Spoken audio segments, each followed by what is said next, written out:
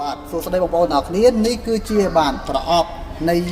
ម៉ូទ័របាទម៉ូទ័របាញ់វីរបស់ Makita បាទចំពោះមួយប្រអប់នេះតែម្ដងគឺមានលេខកូដបាទ DTD153RFE អញ្ចឹងខ្ញុំនឹងបើកប្រអប់ថានៅក្នុងនេះមានអីខ្លះបាទចំពោះមួយប្រអប់នេះតែម្ដងគឺមានបាទសភៅណែនាំអំពីការប្រើប្រាស់ម៉ូទ័រ model DTD153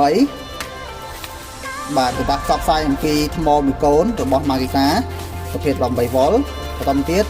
នេះគឺសភៅណែនាំអំពីការប្រើប្រាស់ខាងសាបាទអញ្ចឹងចំពោះឈុតនេះតែម្ដងគឺមានបាទថ្មបាទ 18V ចំណុះ 3A បាទដែលមានលេខ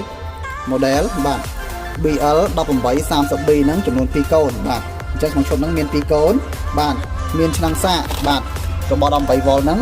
លេខ model DC18RC បាទ1អូខេតបមកទៀតមានជាម៉ូទ័របាញ់វីបាទនេះម៉ូទ័របាញ់វីរបស់ Makita បាទ model DTD153 បាទជាលទ្ធផលបាញ់វីម៉ូទ័របាញ់វីល្អមែនទែនទៅនេះគឺជាបាទនិមិត្តសញ្ញា BL ម៉ូទ័រអំពើខ្ជុំបាទអូខេកន្លែងនេះជាទំពក់បាទតង់ចុចមើលថាអំពូលថ្មអូខេបាទអញ្ចឹងចំពោះវីដេអូដែលបង្ហាញអំពីការបើកប្រអប់របស់ឈុតបាទឈុតម៉ូទ័រស្វានម៉ូទ័របាញ់វីរបស់ Makita model